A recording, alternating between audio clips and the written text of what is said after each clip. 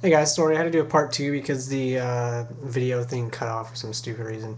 Anyways, I just showed you, make sure to check out part 1 for a shout out to Blue Shorts 001, and I also went through the 14 monsters and 16 spells for the deck. I will have the deck list below, and you guys can let me know in the comment section. Let me get to the traps here. I have 10 traps. Two-dimensional prison. I think deep prison is really good this format. Stops a lot of cards, and it gets over Stardust.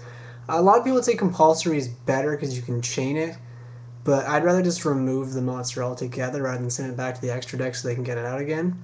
It's just my preference, but I like this card. I still think it's really good. One Icarus. I know some people ran 2. I know one of the guys in the top 32 at the YCS ran 2, and I don't mind it. It's just I think that 1 is better until we get Zephyros. Zephyros is just, I don't know, I think he's going to make the deck a lot better, probably into tier 1.51 instead of 1.52, so we'll see what happens. And then it does come into the player, of course. But yeah, Icarus is great. It's really awesome to protect Dux and Legionnaire from your summons if they get, say, bottomless or targeted by book or whatever. And it gets you pluses too. And then off of Legionnaire, you can actually get a +2 off of it, which is excellent. So really good. For trap negation, I have 1/7 tools. I usually run 2, but I think 1's fine. Good card this format. Stops warnings and judgment. And I have 1 trap, so it's really good. You can just flip it, and then you're not really afraid, except for, like, say, Book of Moon, and you can just kind of go to town. And it's great for the Dragon OTK too if you have the opportunity. Royal Oppression, like I was saying before, I think this card's staple in the deck. It's just really good. You can basically switch the deck from Synchro Spam or OTK to the Beatdown, and the Beatdown's really good because you can go Dux plus Brandistock for 19 double attack, or you can summon Legionnaires and get pluses. It's just really good, and then this card is so hard for your opponent to get around, especially if you have this up and Ravine. It's like, and they have MST in hand. It's like, well, I can either get rid of their engine or I can get rid of the oppression. But the thing with this is a lot of people I find are wasting their MSTs on just random back rows, and then you're like, okay, that's fine, I'm just going to drop oppression, and then you're screwed. Great card, really great card. I only have 1 warning, I'm only running 1. I actually think 1 warning's good. I find with 2, there's a lot of people, like, I know if you can just, like, draw into these and just keep stopping everything your opponent does, you can win, but I find everyone is kind of abusing life points a bit too much, and this is a great card.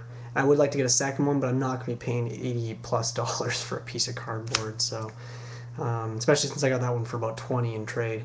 Solemn Judgment, staple, good card. Mirror Force, I was thinking about taking this out for Mind Crush. I really like Mind Crush this format, but I still like Mirror Force. You can get some nice pluses off it. And Torrential, I think, is a staple as well. This card's too good, this format as well. It's good every format, but it's awesome to get Sabers, Samurais, and of course the Karakuri Machina plants, which are getting more popular. So that's the trap lineup, guys. It's 10 traps. The whole deck's 40 cards. Runs really well. Let me go through the extra deck as well. I actually did that in the previous video, but it cut off.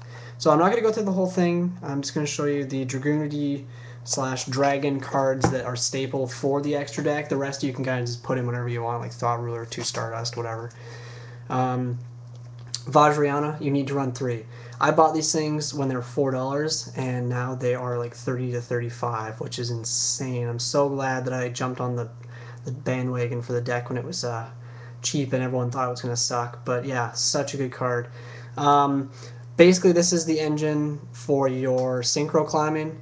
Fuels the graveyard for Avarice, and he has another awesome effect where you can send 1 equip card to the graveyard to double his attack until the end phase, so you can equip Aklys to him, send to the graveyard, pop an opponent's card, and then he's a 3800 attacker, which is awesome. I've won games with this guy before, and like I said, with so much life point negation cards, you can just swing for game with this guy so often, it's ridiculous. So yeah, he's wicked. Need to run 3.